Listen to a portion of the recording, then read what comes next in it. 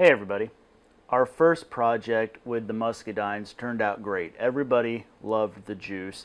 The only thing we would have changed was to do the 1-to-1 ratio on pure juice to water to dilute it just enough so it was still good and sweet but still had a great flavor. So we think we put just a tad too much water in it, but otherwise it was a big success.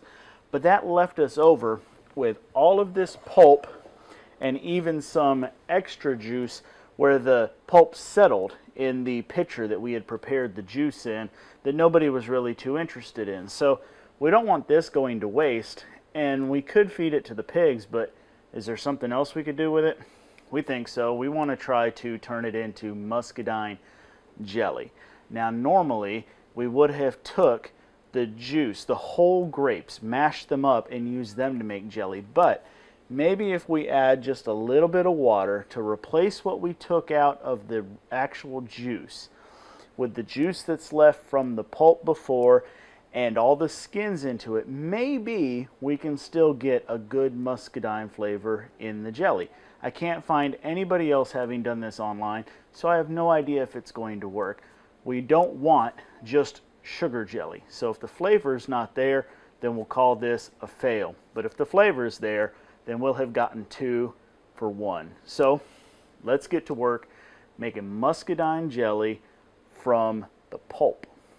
Step number 1 is very simple. Normally we would take the grapes, mash them up, and then put them over a low heat and start getting the juice to come out. Well, we've already done the majority of that using our power juicer from last time. So what we're going to do is add all this pulp and juice that remains into here, plus we're going to add in, I think where I want to start at is 3 cups of water. What I'm shooting for as an end result is 5 cups of liquid, so I can just follow the regular directions that are on the pectin. So there's everything back into there. We're going to add 3 cups of water, and we're going to warm this up according to the instructions, which is on a medium-high heat, just to when it starts to boil, and then simmer it for about 10 minutes. For this next part, you're going to want to make sure that your jelly bag is nice and secure. This is about to hold a lot of weight, and you don't need it to come out on you. Okay, so our muscadines have simmered for 10 minutes, and I can tell you that it certainly smells like muscadine juice. So now we're just going to slowly pour this liquid through our sieve. And I originally had a bowl sitting out here, but let's just go ahead and put this into the next pot we're going to use. Now once you have poured off the majority of the liquid, I think the easiest thing to do is grab a ladle to put the pulp in there. You still want all the juice that pulp is trying to hide, but if you try to just pour it straight in, it seems like part of a recipe for disaster. So just take your time. Once you have the majority of the pulp out, you can pour in the rest. And all we're going to do is let this sit here until it stops draining. We want all the juice we can to get out of this pulp. So just sit back and be patient. Don't put a timer. Just wait for the dripping to stop. Our juice is all but stopped dripping. I'm still getting about 1 drip every blue moon, and that's enough waiting for me. One thing that I do need to check is exactly how much I've got in here, or otherwise we can't measure out our pectin and sugar properly. So I brought the large measuring cup back over here.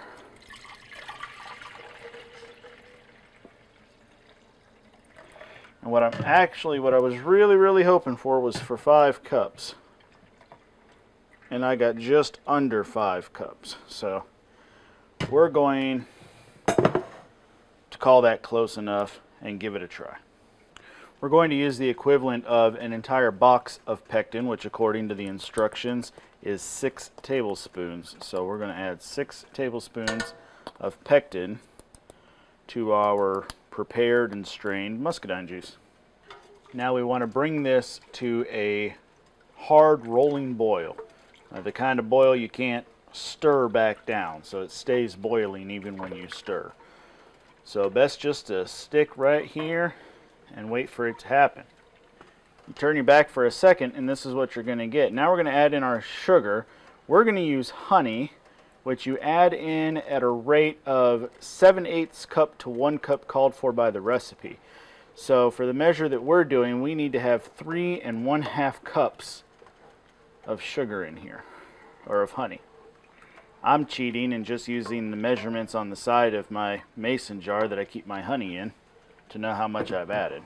Now again, we stir this until we get it to a high boil, and then we let it boil for 1 minute and then take it off the heat right away.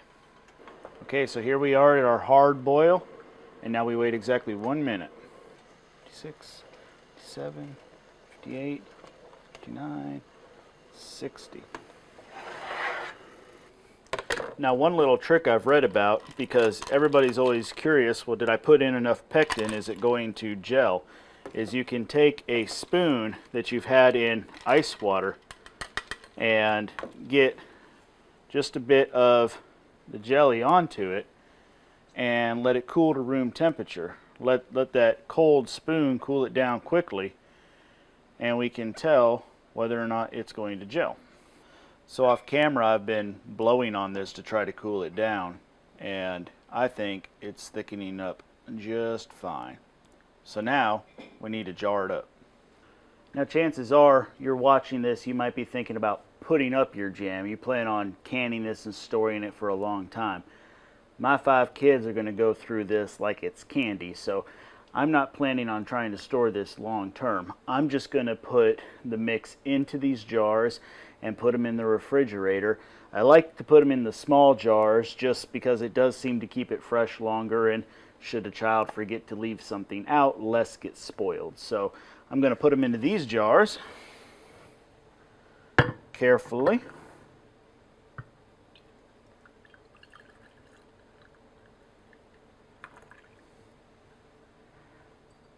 Well, that's how much we got out of this batch. Remember, we were right at 5 cups worth of the muscadine juice, essentially, that we used. I did top it off and go to the 5 1/3 just to make sure all of my measurements that the instructions on the pectin were telling me to use. So this is what we've got ready to go into the refrigerator. But I got 2 eager beavers that are up late with Daddy who've been smelling this, and they want to have a taste test. So we're using our same cold spoon, and it's gelled up just a bit. It's going to have be a little thicker once it comes out of the fridge tomorrow, but the flavor will be there.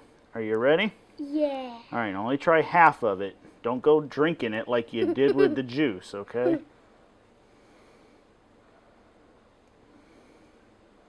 So you can see the gel. It's already setting up real good. That tastes really good. It tastes a lot like honey, doesn't it? It tastes a lot. But you can, honey. But now honestly, can you taste that it's not just honey? Yeah. You can It's taste, like a lot of muscadines. You can taste the muscadines too? I can taste muscadines and honey. So guys, what do you think? We made juice, we made jelly, and we still have all that pulp we can feed to the pigs. I think we got 3 birds with 1 stone out of this project. What do you guys think about that? Yeah. That's awesome. That was a pretty good use of something we grew on the property, and because wasn't of it? those, yeah, and the muscadine shells are going to make it good to fatten up those pigs to eat them soon. Well, good. Yeah. All right, everybody. Well, we're calling this a success.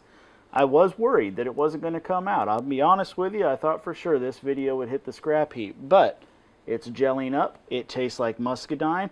I enjoy the flavor that our honey from our beehive is giving it, rather than just using cane sugar from the store. Thank you, honey. So we had to bring in some pectin to really make this work and be sure that it gelled up. But the two major ingredients, the juice and the sugar, came from our own property. So that's a pretty good feeling, right? Yeah. Yes. High five. All right, now, you put the water down. Y'all want to say goodbye this time? Yeah. Okay, come over here right in front of the camera. And I got two happy jelly belly filled kids. And you tell everybody goodbye. Thanks for watching. We'll see you next time. Goodbye!